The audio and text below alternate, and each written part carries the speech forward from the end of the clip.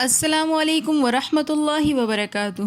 آج کے سبق میں ہم سورۃ الرحمن آیت نمبر 26 سے لے کر آیت نمبر 45 تک ٹرانسلیشن کے ساتھ پڑھنا سیکھیں گے۔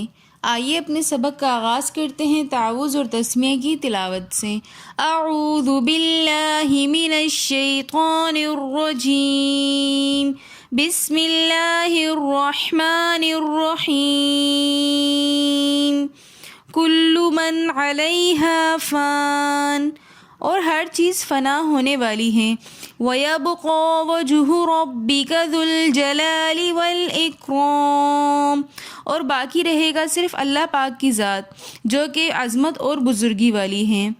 کلو ہر چیز، من جو کچھ بھی ہے، علیہا فان فنا ہو جائے گی، وَيَبْقَى اور باقی رہے گی، وجہ چہرہ، ربک آپ کے رب کا، ذو الجلال جو کہ بزرگی والا ہے، والاکرام اور عظمت والا ہے۔ یہاں پر ذکر کیا کہ اللہ رب العزت کا چہرہ باقی رہے گا، تو یہاں پر اللہ پاک کے چہرے سے مراد اللہ پاک کی ذات ہے کہ باقی رہے گی صرف اور صرف اللہ پاک کی ذات جو کہ بزرگی اور عظمت والی ہے۔ فَبِأَيِّ آلَاءِ رَبِّكُمَا تُكَذِّبَانِ، پھر تم اپنے رب کی کون کون سی نعمتوں کو جھٹلاؤ گے۔ يَسْأَلُهُ مَن فِي السَّمَاوَاتِ وَالْأَرْضِ، اور اسی سے مانگتے ہیں جو کچھ زمینوں اور آسمانوں میں ہے۔ كُلُّ يَوْمٍ هُوَ فِي شَأْنٍ، اور اس کے لیے ہر روز کا کوئی نہ کوئی کام ہے۔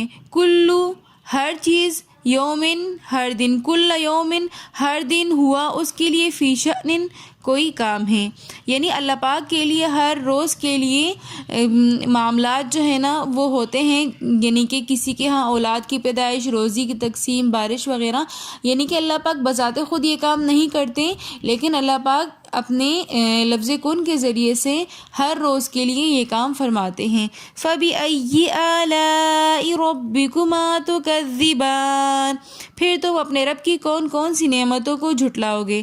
سَنَفْرُغُ لَكُمْ أَيُّهَ الثَّقَلَانِ، ان قریب ہم فارغ ہوں گے تمہارے لیے اے دو جماعتوں۔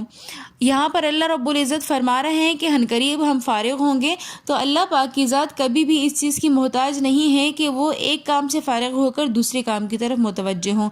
یہ انسان کے حالات اور اس کے افعال کے مطابق ہیں کہ انسان جب ایک کام کر رہا ہوتا ہے تو اس کی توجہ دوسری طرف نہیں ہوتی ہے، تو اس لیے اللہ نے کہا کہ تم جب دنیا کی زندگی سے فارغ ہو جاؤ گے، جب قیامت ہو جائے گی تو پھر تم پراپر طور پہ فارغ ہو جاؤ گے اور تمہاری پوری توجہ اور کنسنٹریشن صرف ایک کام کی طرف ہوگی، حساب کتاب کی طرف۔ تو جب تم فارغ ہو جاؤ گے پراپر طور پہ تو پھر یہاں پر فرمایا اے دو جماعت، یہاں پر دو جماعتوں سے مراد انسانوں کی جماعت اور جنات کی جماعت ہے کہ اللہ پاک انسان اور جنات دونوں سے ان کے فارغ ہونے کے بعد حساب اور کتاب کریں گے۔ فَبِأَيِّ آلَاءِ رَبِّكُمَا تُكَذِّبَانِ، پھر تم اپنے رب کی کون کون سی نعمتوں کو جھٹلاؤ گے۔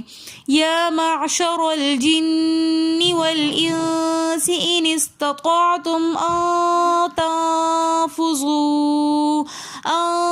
تنفذوا من اقطار السماوات والارض فانفذوا لا تنفذون الا بسلطان۔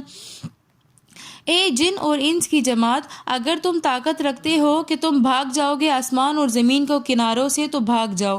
لا تنفذون الا بسلطان، کہ تم نہیں بھاگ سکو گے مگر یعنی کہ زور لگانے کے باوجود۔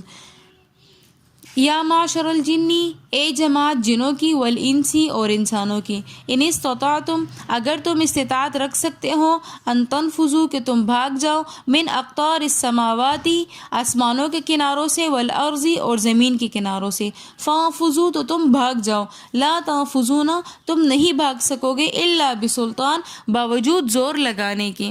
یہاں پر اللہ پاک فرما رہے ہیں، یہاں پر اللہ نے جن کا ذکر پہلے کیا اور انسان کا ذکر بعد میں کیا، کیونکہ جنات کو اللہ نے انسان کی بنسبت پاور زیادہ دی ہے کہ وہ اڑ سکتا ہے اور وہ تیز دوڑ سکتا ہے، اور اس کے علاوہ بھی اللہ پاک نے اس کو میجیکل پاورز بھی جنات کو دی ہیں، تو اس وجہ سے اللہ نے جنات کا ذکر پہلے کیا اور انسان کا بعد میں کیا کہ جن اور انس اپنی دونوں طاقتیں ملا کر بھی اگر وہ قبر سے، اسرائیل علیہ السلام سے اور آخرت کے حساب اور کتاب سے اگر وہ بھاگ سکتا ہے تو وہ بھاگ جائے، اور باوجود زور لگانے کے، اور اگر یہ جنات اور انسان اپنی اپنی ہر ایک پاور استعمال کر بھی لیں تو اس کے باوجود جو ہے نا یہ نہ ہی اسرائیل علیہ السلام سے بچ سکتے ہیں اور نہ ہی یہ اللہ کے سامنے حساب اور کتاب دینے سے بھاگ سکتے ہیں۔ فَبِأَيِّ آلَاءِ رَبِّكُمَا تُكَذِّبَانِ، پھر تم اپنے رب کی کون کون سی نعمتوں کو جھٹلاؤ گے۔ يُرْسَلُ عَلَيْكُمَا شُوَاظٌ مِّن نَّارٍ وَنُحَاسٌ فَلَا تَنتَصِرَانِ، اور چھوڑے جائیں گے ان کے اوپر آگ کے شعلے اور دھواں، فلا تنتصران، پس ان کی کوئی مدد نہیں کی جائے گی۔ یورسلو چھوڑ دیے جائیں گے، بیچ دیے جائیں گے، علیکما انسانوں اور جنات کے اوپر، شواظن شعلے، من نار آگ کے، ونحاسن اور دھواں، فلا تنتصران اور نہیں مدد کی جائے گی تمہاری۔ فَبِأَيِّ آلَاءِ رَبِّكُمَا تُكَذِّبَانِ، پھر تم اپنے رب کی کون کون سی نعمتوں کو جھٹلاؤ گے۔ فَإِذَا انشَقَّتِ السَّمَاءُ فَكَانَتْ وَرْدَةً كَالدِّهَانِ، پھر جب پھٹ جائے گا آسمان تو ہو جائے گا جیسے کہ گلابی نری۔ فَإِذَا انشَقَّتِ، جب پھٹ جائے گا، السماء آسمان، فکانت تو ہو جائے گا، وردتن کالدہان جیسے کہ گلابی نری یعنی کہ گلابی کھال کی طرح ہو جائے گا۔ یہاں پر گلابی اور سرخ کی طرف اس وجہ سے کہا کہ یہ علامت ہوتی ہیں سرخی مائل غصے کی، تو جب آسمان پھٹ جائے گا تو وہ ایسے لگے گا جیسے کہ وہ سرخ کھال جو کہ گلابی اور سرخ رنگ کے درمیان ہوتی ہیں اس طرح جو ہے نا وہ دکھنا شروع ہو جائے گا۔ فَبِأَيِّ آلَاءِ رَبِّكُمَا تُكَذِّبَانِ، پھر تم اپنے رب کی کون کون سی نعمتوں کو جھٹلاؤ گے۔ فَيَوْمَئِذٍ لَا يُسْأَلُ عَن ذَنبِهِ إِنسٌ وَلَا جان، پھر اس دن سوال نہیں ہوگا اس کے گناہ کا کسی انسان سے اور جن سے۔ یہاں پر اللہ نے فرمایا کہ انسان سے اس کے گناہوں کے بارے میں سوال نہیں ہوگا، کیونکہ اللہ پاک کو ہر کسی کے گناہ کا اور اس کے اعمال کا اور اس کی نیکیوں کا پتہ ہے، تو لہٰذا اس سے سوال نہیں ہوگا کہ تم نے یہ گناہ کیا یا تم نے یہ نیک عمل کیا، کیونکہ نامہ اعمال میں ہر چیز موجود ہے۔ تو فَيَوْمَئِذٍ، پس اس دن، لا يُسْأَلُ نہیں سوال کیا جائے گا، عن ذنبہ اس کے گناہوں کے بارے میں، انسن کسی آدمی سے، ولا جان اور نہ ہی کسی جن سے۔ فَبِأَيِّ آلَاءِ رَبِّكُمَا تُكَذِّبَانِ، پھر تم اپنے رب کی کون کون سی نعمتوں کو جھٹلاؤ گے۔ يُعْرَفُ الْمُجْرِمُونَ بِسِيمَاهُمْ فَيُؤْخَذُ بِالنَّوَاصِي وَالْأَقْدَامِ، اور پہچانے جائیں گے مجرمین بِسِیمَاهُمْ اپنے چہرے سے، فَيُؤْخَذُ پس ان کو پکڑ لیا جائے گا پیشانی کے بالوں سے اور پاؤں سے۔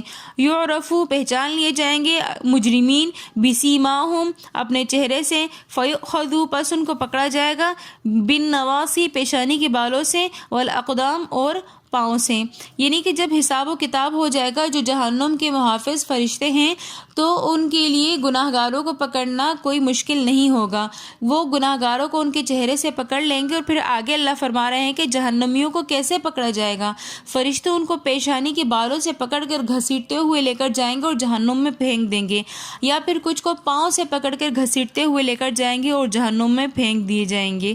فَبِأَيِّ آلَاءِ رَبِّكُمَا تُكَذِّبَانِ، پھر تم اپنے رب کی کون کون سی نعمتوں کو جھٹلاؤ گے۔